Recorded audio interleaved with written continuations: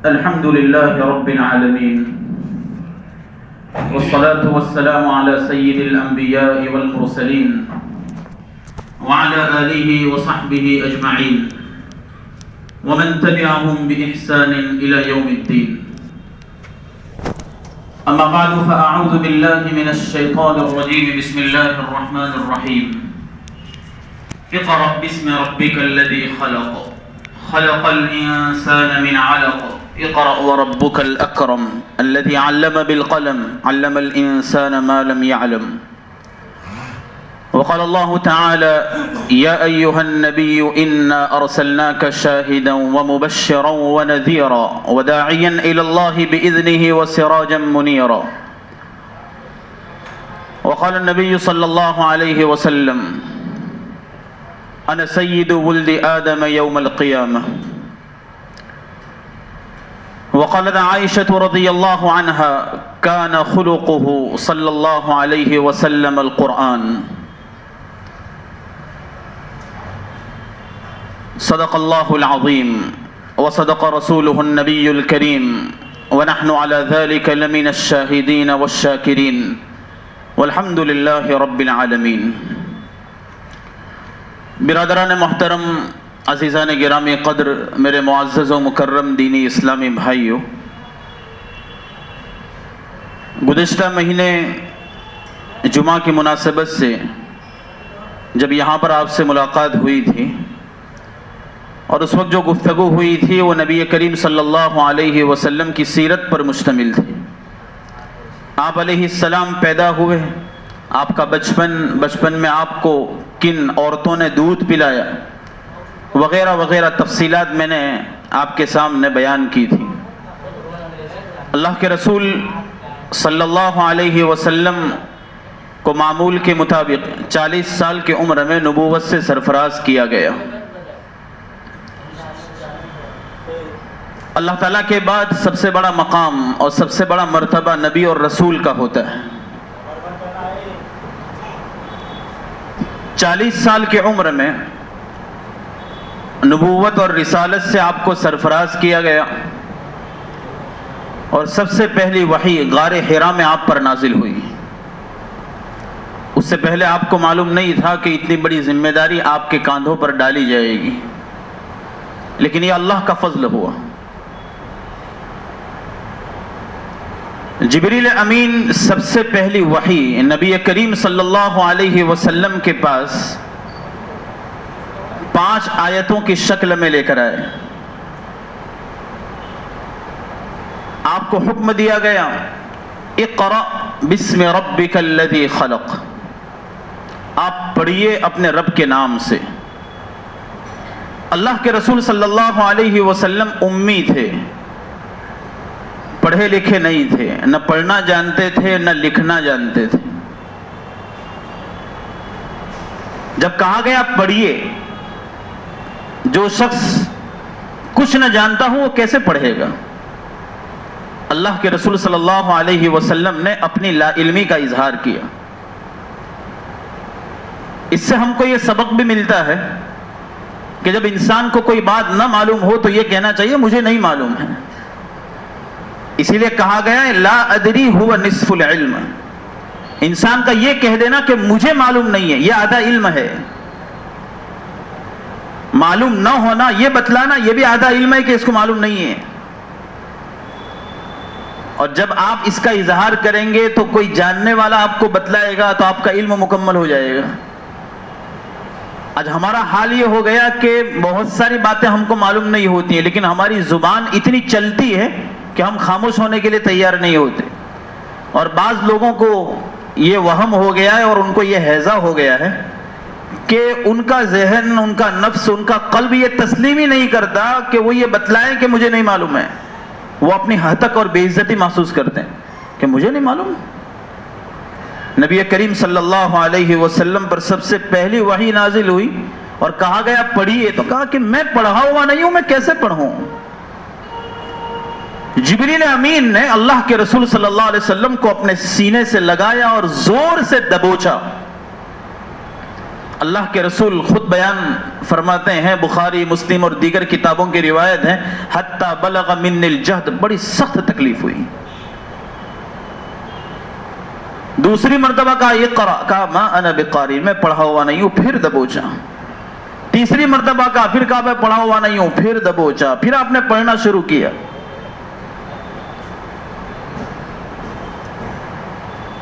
جبریل امین نے اپنے سینے سے جب لگایا، حضرت شاہ عبد العزیز محدث دہلوی رحمت اللہ علیہ نے تفسیر عزیزی میں اللہ والوں سے اور نیک لوگوں کی صحبت سے جو نسبت انسان کو حاصل ہوتی ہے اس کی 4 قسمیں بیان کی ہیں۔ نسبت اتحادی، نسبت انعکاسی، نسبت اصلاحی، اور اس طرح 4 قسمیں ہیں۔ ان میں ایک قسم ہے نسبت اتحادی۔ قطب الاقطاب حضرت شیخ الحدیث مولانا محمد زکریا کاندھلوی رحمت اللہ علیہ فرماتے ہیں کہ جبریل امین نے جب اللہ کے رسول کو اپنے سینے سے لگا کر دبوچا تو نسبت اتحادی آپ کے اندر منتقل کر دی۔ یہ نسبت اتحادی کیا ہے؟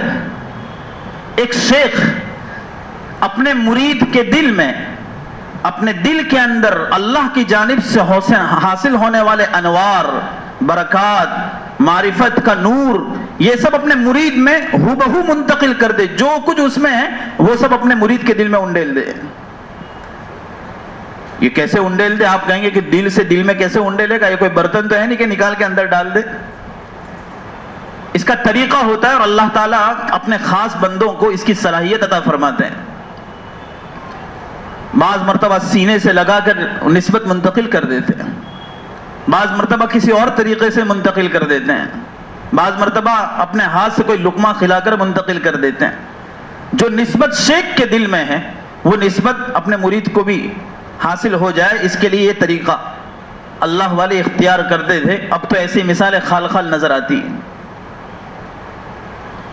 حضرت شیخ الحدیث مولانا زکریا رحمت اللہ علیہ فرماتے ہیں کہ جبریل امین نے اللہ کے رسول کو سینے سے دبوچا، ابھی تو نبی بنایا جا رہا تھا، پہلی وحی آئی تھی، اسی وقت فرشتے کی اور جبریل امین کو جو نسبت حاصل تھی وہ نسبت اللہ کے رسول میں منتقل کر دی گئی۔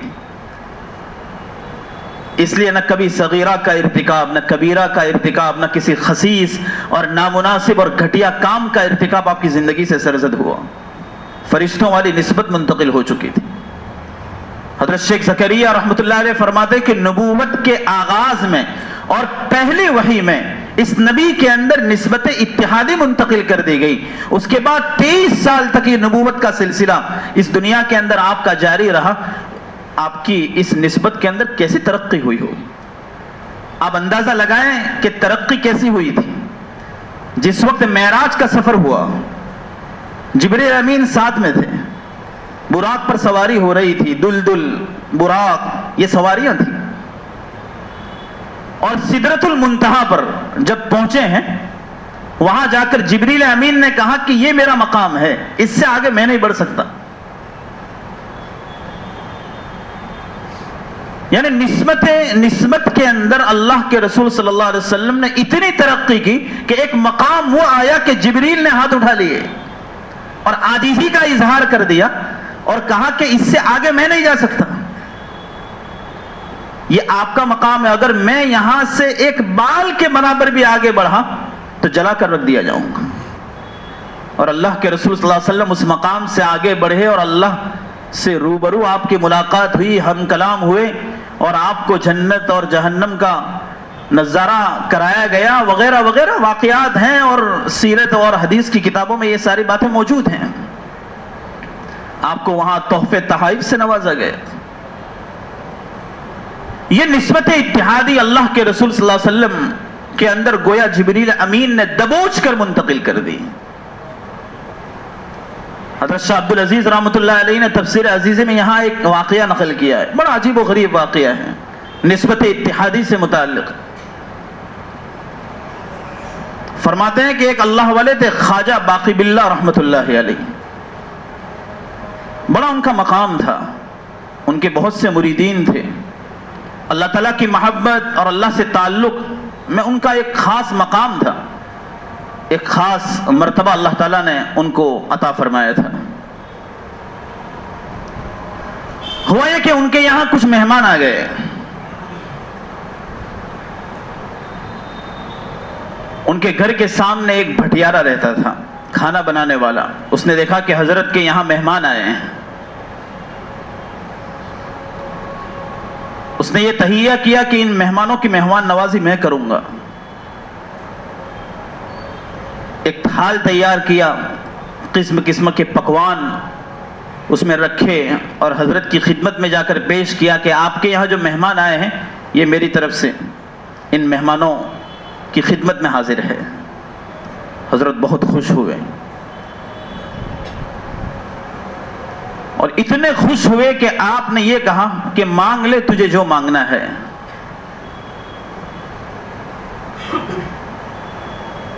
بھٹیارا نے کہا کہ حضرت مجھے ایک چیز چاہیے، آپ جیسے ہیں مجھے آپ ایسا ہی بنا دیجئے، مجھے اس کے علاوہ کچھ نہیں چاہیے.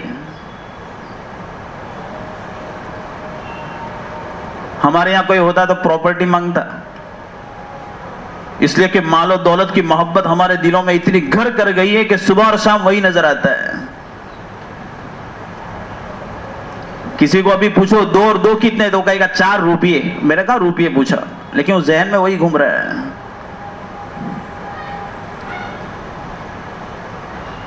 انہوں نے کہا کہ حضرت آپ جیسے ویسا مجھے بنا دو. حضرت نے کہا کوئی اور چیز مانگ لے، آپ جیسے مجھے ویسے ہی بننا ہے. 2-3 مرتبہ جب اس نے اصرار کیا تو پھر حضرت نے کہا کہ آئیے. اس کو ایک روم میں لے گئے، کواڑ لگائے، زنجیر لگائی دروازے کو، اور کچھ دیر کے بعد جب باہر نکلے، شاہ عبد العزیز رحمۃ اللہ علیہ نے نقل کیا ہے کہ جب وہ آدمی بھٹیارا باہر نکلا تو اس کی صورت، چہرہ بھی ایسا ہو گیا تھا جیسا خواجہ باقی باللہ رحمۃ اللہ علیہ کا تھا. دونوں میں کوئی فرق نہیں کر سکتا تھا. یہ نسبت اتحادی تھی کہ دل کے اعتبار سے اور ظاہری اعتبار سے بھی وہ اپنے شیخ کی طرح ہو گیا،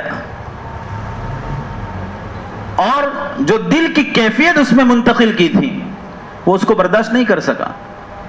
ہر آدمی کے اندر برداشت کی طاقت نہیں ہوتی ہے کہ اللہ کا وہ نور، وہ معرفت، وہ انوارات آدمی اس کا تحمل کر سکے. شاہ عبد العزیز صاحب رحمۃ اللہ علیہ نے لکھا ہے کہ وہ بے خود ہو گیا، وہ برداشت نہیں کر سکا اور تھوڑی دیر کے بعد ہی اس کا انتقال ہو گیا. زندگی بھر بھٹیارا رہا، کھانا بناتا رہا، لوگوں کو کھلاتا رہا، یہی دھندا کرتا رہا. ایک اللہ والے کی خدمت کی اور اس کی نسبت اللہ نے اس میں منتقل کی تو زندگی بھر بھٹیارا رہا. لیکن جب دنیا سے رخصت ہوا تو اتنے بڑے اللہ والے خواجہ باقی باللہ رحمۃ اللہ علیہ کی صورت لے کر، ان کی شکل اور ان کی سیرت لے کر دنیا سے رخصت ہوا. یہ ہے نسبت اتحادی جو اللہ والوں کی مجلسوں میں حاصل ہوتی ہے. میں یہ کہہ رہا تھا کہ سب سے پہلی جب وحی نازل ہوئی تو وحی کے نزول کے وقت جبریل امین نے اپنے سینے سے اللہ کے رسول صلی اللہ علیہ وسلم کو لگایا، زور سے دبوچا اور 3 مرتبہ یہ فعل کیا. اس سے نسبت اتحادی آپ میں منتقل کر دی. آپ عبادت کے اعلیٰ مقام پر پہنچ گئے، فرشتوں جیسے صفات آپ کے اندر آ گئی. اور کہا گیا اقرأ باسم ربک الذی خلق. آپ پڑھیے. آپ نے کہا میں پڑھا ہوا نہیں ہوں. اوصاف وہ بیان کیے جس سے معلوم ہوتا ہے کہ آپ کے لیے پڑھنے میں کوئی تکلیف نہیں ہے. آپ امی اور ان پڑھ ہونے کے باوجود بھی پڑھ سکتے ہیں. اللہ آپ کو پڑھا سکتے ہیں. علم کو دینے والا اللہ ہے. اس لیے یہ صفت بیان کی. اپنے اس رب کے نام سے پڑھیے جس نے تم کو پیدا کیا. تم کچھ نہیں تھے، منی کے ایک ناپاک قطرے سے اور مٹی سے تم کو بنایا. آدم کا پتلا مٹی سے تیار کیا گیا اور مجھے اور آپ کو اور دنیا کے سارے انسانوں کو منی کے ایک قطرے سے بنایا. جب کچھ نہیں تھا اور پھر وجود اللہ نے دیا، تو کیا وہ اللہ اس بات پر قادر نہیں ہے کہ ایک نہ پڑھے ہوئے اور نہ لکھے ہوئے انسان کو پڑھنا سکھا دے؟ اس لیے کہا کہ اپنے اس رب کے نام سے پڑھیے جس نے پیدا کیا ہے. کچھ نہیں تھے تب پیدا کیا. آپ امی ہیں، پڑھے ہوئے نہیں ہیں، تو اللہ اس بات پر قادر ہے کہ آپ کو پڑھا ہوا بنا دیں. خلق الانسان من علق. اور یہ بھی یاد رکھو کہ اللہ نے انسان کو جمے ہوئے خون سے بنایا ہے. مراحل ہے، منی کا نطفہ، پھر علقہ، پھر مضغہ، عظام، لحم، یہ سارے مراحل ہیں. ان مراحل سے انسان گزرتا ہے اور تقریباً 8-9 مہینے کی مدت کے اندر پھر ایک انسان کا وجود ہوتا ہے. جمے ہوئے خون سے بنایا. جمے ہوئے خون میں کوئی حرکت نہیں ہوتی ہے، اس میں کوئی شعور نہیں ہوتا ہے، اس میں کوئی حس نہیں ہوتی ہے. جو اللہ ایک انسان کو جمے ہوئے خون سے بنا سکتا ہے، وہ اللہ اس بات پر قادر نہیں ہے کہ ایک نہ پڑھے ہوئے انسان کو پڑھتا کر دے؟ بالکل قادر ہے. اس لیے آپ کو معلوم ہے کہ اللہ تعالیٰ قیامت کے دن کافروں کو منہ کے بل چلائے گا. اللہ کے رسول نے یہ بات بیان کی تو صحابہ کرام کے ذہن میں یہ سوال پیدا ہوا کہ منہ کے بل کیسے چلیں گے؟ پیر سے چلنا تو سمجھ میں آتا ہے، یہاں تو کچھ پیر لگے ہوئے نہیں ہیں، تو کیسے چلے گا آدمی؟ تو اللہ کے رسول صلی اللہ علیہ وسلم نے فرمایا کہ جو رب اس دنیا کے اندر تم کو پیر سے چلانے پر قدرت رکھتا ہے، وہی اللہ اس بات پر بھی قدرت رکھتا ہے کہ قیامت میں تم کو منہ کے بل چلائے. اللہ کو اس بات پر قدرت ہے. خلق الانسان من علق اقرأ وربک الاکرم. آپ پڑھیے، تمہارا رب بہت کرم والا ہے. اور اللہ کے رسول صلی اللہ علیہ وسلم نے پڑھا الذی علم بالقلم، جس نے انسان کو قلم سے سکھایا اور وہ باتیں سکھائی جو وہ نہیں جانتا تھا. کچھ معلوم نہیں تھا انسان کو، اللہ نے سب کچھ سکھایا. یہ سب سے پہلی وحی نازل ہوئی. 23 سال تک آپ اس دنیا میں نبوت ملنے کے بعد رہے. 13 سال مکہ مکرمہ میں، 10 سال مدینہ منورہ میں. یہ آپ کی نبوت و رسالت کا زمانہ ہے. اور اس کے بعد اس مدت کے اندر اللہ کے رسول صلی اللہ علیہ وسلم کی جو زندگی ہے، آپ کی جو سیرت ہے اور جو کچھ آپ کی زندگی سے متعلق واقعات ہیں، اس کی بڑی تفصیلات ہیں جو کتابوں میں موجود ہیں. اللہ کے رسول صلی اللہ علیہ وسلم کی زندگی کے بعد میں حضرت عائشہ رضی اللہ عنہا سے پوچھا گیا کہ اللہ کے رسول کے اخلاق بیان کیجئے. تو فرمایا کیا تم نے قرآن نہیں پڑھا؟ کہا کہ ہاں پڑھا ہے. کہا کہ کان خلقہ القرآن. اگر آپ کو نبی کریم صلی اللہ علیہ وسلم کے اخلاق دیکھنا ہے تو قرآن پڑھ لیجئے. قرآن میں جس بات کا حکم دیا گیا اس بات پر محمد نے عمل کیا ہے. جس بات سے روکا ہے اس بات سے محمد روکا ہے، لوگوں کو روکا ہے، اس کی تبلیغ بھی لوگوں کی ہے. یہ اللہ کے رسول صلی اللہ علیہ وسلم کے اخلاق ہیں. اور اللہ کے یہاں آپ کو وہ مقام حاصل تھا کہ اللہ تعالیٰ نے آپ کی مجلس کے آداب خود بیان فرمائے. لا ترفعوا اصواتکم فوق صوت النبی. نبی کی آواز سے اپنی آواز کو بلند نہ کرو. جیسے عام لوگوں کو تم پکارتے ہو اس طرح نبی کو نہ پکارو. یا ایھا الذین آمنوا لا تقولوا راعنا. اے ایمان والو تم نبی سے یہ نہ کہو راعنا بلکہ کہو انظرنا. یہود بے بہبود یہ نبی کریم صلی اللہ علیہ وسلم کو برا بھلا کہتے تھے تنہائیوں میں، اور بعض مرتبہ اپنی زبان موڑ موڑ کر آپ کے سامنے فیس ٹو فیس آپ کو برا بھلا کہتے تھے. چنانچہ صحابہ کرام جب اللہ کے رسول کی مجلس میں حاضر ہوتے، کوئی بات اللہ کے رسول فرماتے اور سمجھ میں نہ آتی تو صحابہ اللہ کے رسول سے کہتا راعنا، ہمارا بھی لحاظ رکھو، ہماری جانب بھی توجہ دو.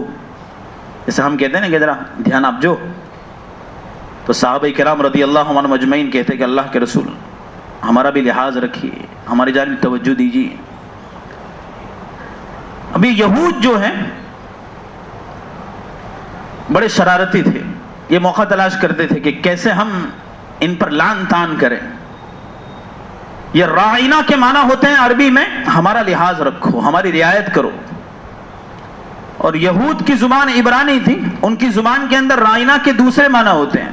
مختلف معنی مفسرین نے نقل کیے ہیں. ایک معنی تو یہ ہے کہ آپ خطاکار ہیں. ایک معنی یہ نقل کیے گئے کہ آپ ایسے ہیں کہ آپ کی بات نہ سنی جائے.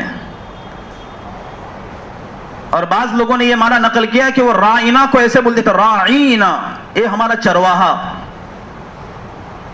بکریاں چرانے والا. آپ کو برا بھلا کہنے کے لیے یہ انداز اختیار کرتے تھے، یا لگا کر اس اللہ کے رسول کو پکارتے تھے.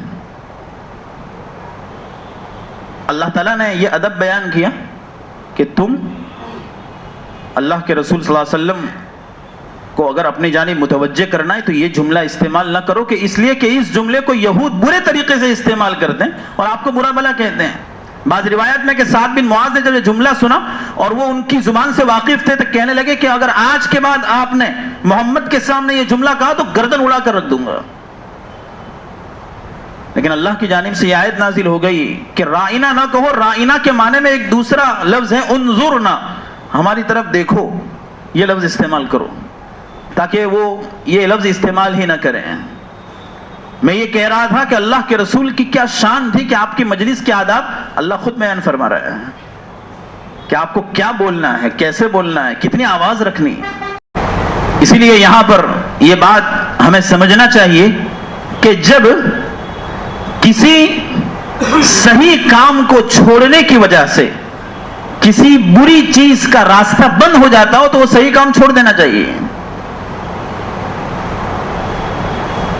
رائنا کہنے میں کوئی برا نہیں تھا، صحابہ تو صحیح معنی لے رہے تھے، لیکن یہ بولنے سے ایک برائی کا دروازہ کھل رہا تھا.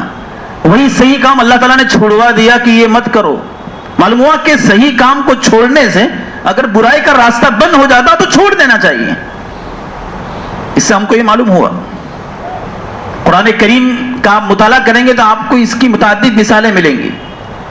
لا تسبوا الذين يدعون من دون الله فيسبوا الله. مسلمانوں سے اور اہل ایمان سے کہا جا رہا ہے کہ جو مشرکین کفار اللہ کو چھوڑ کر جن معبودوں کی پرستش کرتے ہیں، ان کو پکارتے ہیں، آپ ان کو برا بھلا نہ کہو کہ ان کا رام ایسا، ان کا شنکر ایسا، ان کی تروپتی دیوی ایسی، ان کی لکشمی دیوی ایسی. نہیں، برا بھلا نہ کہو ان کو. آپ ان کو برا بھلا کہیں گے تو یہ اللہ کو برا بھلا کہیں گے. یہی کہیں گے تمہارا اللہ ایسا، نعوذ باللہ. تو اللہ کو جو برا بھلا انہوں نے کہا اس کا ذریعہ آپ بنے، آپ گنہگار ہوئے. برا بھلا کہنے میں کوئی حرج نہیں ہے، لیکن یہ کام چھوڑ دیں تاکہ ایک برائی کا راستہ ہی بند ہو جائے. اللہ کے رسول صلی اللہ علیہ وسلم نے صحابہ کرام سے کہا لا تسبوا آباءکم، اپنے ماں باپ کو گالی مت دو. صحابہ نے کہا اللہ کے رسول یہ کیسے ہو سکتا ہے کہ آدمی اپنے ماں باپ کو گالی دے؟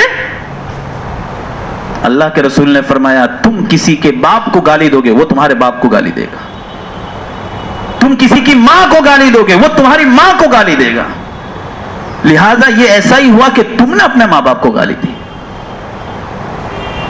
یہ اللہ کے رسول صلی اللہ علیہ وسلم نے یہ اخلاق سکھائے. اللہ کے رسول صلی اللہ علیہ وسلم کی مجلس وقار ہوا کرتی تھی. اس میں وقار اور سکون چھایا رہتا تھا. اس میں حلم اور بردباری کا مظاہرہ ہوتا تھا. اس میں حیا ہوتی تھی، بے حیائی کی باتیں نہیں ہوتی تھی. آپ کے بارے میں ہے کہ آپ بہت بلند آواز سے بات نہیں کرتے تھے. جب آپ بات کرتے تھے تو ایسی باتیں اور اتنی آہستہ بات کرتے تھے کہ اگر کوئی آدمی آپ کی بات کے حروف کو گننا چاہے آسانی سے گن سکتا تھا. یہ انداز آپ کا تھا تاکہ سامنے والا آپ کی بات سمجھ جائے.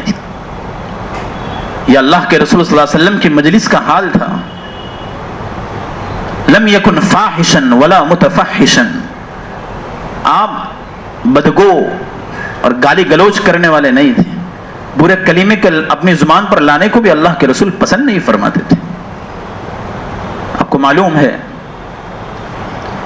یہود اللہ کے رسول صلی اللہ علیہ وسلم کے پاس جب آتے تھے تو آپ کو کہتے تھے السلام علیکم. حالانکہ ہونا چاہیے السلام علیکم. وہ لام کو حذف کر کے زبان موڑ کر بولتے السلام علیکم. السلام کے معنی تو سلامتی، لیکن لام کو بیچ میں سے حذف کر دو تو معنی ہوں گے کہ لعنت، آپ پر لعنت ہو. اللہ کے رسول کو برا بھلا کہنے کے لیے طریقہ استعمال کرتے تھے. ایک مرتبہ حضرت عائشہ رضی اللہ عنہا نے یہ جملہ سن لیا تو وہ غصے ہو گئے، کہنے لگی علیکم السلام واللعنہ، اور مختلف کلمات ملتے ہیں، تم پر اللہ کی لعنت ہو، تم پر اللہ کا غضب ہو. اللہ کے رسول نے جب حضرت عائشہ کا یہ رویہ دیکھا تو کہنے لگے کہ عائشہ نرمی اختیار کرو. اللہ تعالیٰ نرمی کو پسند کرتے ہیں، اتنی سختی سے جواب نہ دو اور برا کلمہ اپنی زبان پر نہ لاؤ. اور اللہ کے رسول نے فرمایا، حضرت عائشہ نے کہا اللہ کے رسول آپ نے سنا نہیں انہوں نے آپ کو کیا کہا؟ اللہ کے رسول نے کہا کہ میں نے سنا، لیکن آپ نے سنا کہ نہیں کہ میں نے کیا جواب دیا؟ میں نے یہ جواب دیا وعلیکم. میں اپنی زبان پر وہ لعنت کا لفظ نہیں لایا. وعلیکم کے معنی تم پر بھی. انہوں نے کہا السلام علیکم تم پر لعنت، تو اللہ کے رسول نے وعلیکم تم پر، لیکن وہ لعنت کا لفظ اللہ کے رسول اپنی زبان پر نہیں لائے. یہ بتلانا چاہ رہے تھے کہ یہ کسی کو برا بھلا کہنا تو دور کی بات، یہ لفظ بھی اپنی زبان پر نہ لاؤ. اس لیے میں نے ان کو بد دعا دے دی، اور روایات میں ہے کہ ان کی دعا، جو بد دعا انہوں نے میرے باب میں کی وہ تو رد کر دی گئی، لیکن میری بد دعا قبول ہو گئی. اور میں نے کہا وعلیکم. اللہ کے رسول صلی اللہ علیہ وسلم بدگو نہیں تھے، برا بھلا کہنے والے نہیں تھے، برے کلمات اپنے زبان سے نہیں نکالتے تھے. ہم میں سے بعض لوگوں کا یہ حال ہوتا ہے کہ ہر بات میں گالی بولتے ہیں، اور بعض لوگ اس پر فخر کرتے ہیں. چھوٹی چھوٹی باتوں پر، تھوڑی تھوڑی دیر میں، تھوڑے تھوڑے وقفے میں وہ برا بھلا اپنی زبان سے کہنا، ہر بات میں گالی بولنا، یہ ان کا وتیرہ بن جاتا ہے. میرے اور آپ کے آقا محمد الرسول اللہ صلی اللہ علیہ وسلم کی زندگی سے ہمیں یہ سبق ملتا ہے کہ ہم اپنی زبان کو خالص بنائیں، پاکیزہ بنائیں، خاموش رہیں اور بولیں تو اچھا بولیں، ایسا بولیں جس سے آپ کے دین کا فائدہ ہو یا آپ کی دنیا کا فائدہ ہو. اللہ کے رسول صلی اللہ علیہ وسلم بدگوئی اور اسی طرح بد کلامی اور اسی طرح آپ لایانی کلام نہیں فرماتے تھے. آپ ان سب باتوں سے بچتے تھے. اور آپ کے باب میں ایک صفت یہ ولا سخامن فی الاسواق، بازاروں میں شور و شغب کرنے والے نہیں تھے. یہ نہیں کہ کہیں چلے گئے تو پورے بازار کو معلوم ہو گئے کہ اب آ گئے ہیں. ابھی کیا آپ سکون کے ساتھ اور وقار کے ساتھ رہتے تھے، شور و شرابہ نہیں کرتے تھے. بعض لوگوں کا حال یہ ہوتا ہے کہ ان کو جب جمعائی آتی ہے تو اتنا زور سے بولتے ہیں کہ پورے محلے کو سنائی دیتا ہے. ہمارے یہاں بعض لوگ ہیں اور جمعائی لیتے ہیں تو اتنی زور سے جمعائی لیتے ہیں کہ ایسا لگتا ہے کہ ہاں وہ بیٹھے ہوئے ہیں. رات کو دیر تک بیٹھتے ہیں، 1:30 2 بجے تک. جب جمعائی لیتے ہیں تو محلے والے کہتے ہیں کہ اب جمعائی آ گئی ہے، اب جائیں گے، اب حضرت رخصت ہونے والے ہیں. یہ کوئی اچھی عادت نہیں ہے، یہ حیوانیت ہے، اور یہ آواز اللہ کو پسند نہیں. جب انسان جمعائی لیتا ہے تو شیطان پیشاب کرتا ہے اس کے منہ میں، اور کہا گیا ہے کہ چھینک اللہ کی طرف سے، وَالتَّثَاؤُبُ مِنَ الشَّيْطَانِ، اور یہ جمعائی یہ غفلت کی علامت ہے، یہ شیطان کی طرف سے. اس لیے کہا گیا کہ انبیاء کو جمعائی نہیں آتی تھی. جمعائی سمجھتے جس کو ہم بگاسا کہتے ہیں. میں جمعائی کو جا کر جمائی نہ کہتے گھر جا کر. ایک صاحب کو میں نے پوچھا جمائی کس کو کہتے ہیں، اور بعض لوگوں کو یہ رشتہ داری بھی معلوم نہیں ہوتی. جمائی کس کو کہتے ہیں؟ کہا کہ بہن کا شوہر. لا حول ولا قوت الا باللہ. تو جمائی عربی، اردو زبان میں جمائی کہتے ہیں، عربی میں اس کو تصاوب کہتے ہیں، اور ہماری عام زبان میں بگاسا ہا کر کے جو کرتے ہیں نا لوگ، بعض لوگ. یعنی اس طرح کی عادتیں نہیں ہونی چاہیے آدمی کو. اللہ کے رسول صلی اللہ علیہ وسلم نے وہ ادب سکھایا کہ جب جمعائی آوے تو الٹا ہاتھ الٹا اس طرح رکھے، تاکہ وہ جمعائی لینے سے جو ایک منہ کی بری حالت ہو جاتی ہے اس سے پردہ ہو جائے. تو انبیاء کو جمعائی نہیں آتی تھی، اس لیے کہ انبیاء شیطان کے اثر سے دور رہتے تھے، اللہ ان کو محفوظ رکھتا تھا.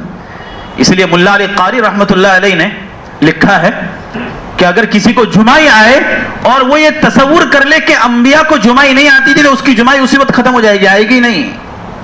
آپ تجربہ کر لیں، جس کو جمائی آئے اور پہلے سے پتا چل جاتا ہے کہ اب آنے والی ہے، تو اس وقت صرف یہ ذہن میں تصور کر لے کہ نبی کو جمائی نہیں آتی، یہ تصور ذہن میں کر لیں تو وہ جمائی آپ کو نہیں آئے گی، اندر ہی اندر ختم ہو جائے گی، اس کا خاتمہ ہو جائے گا.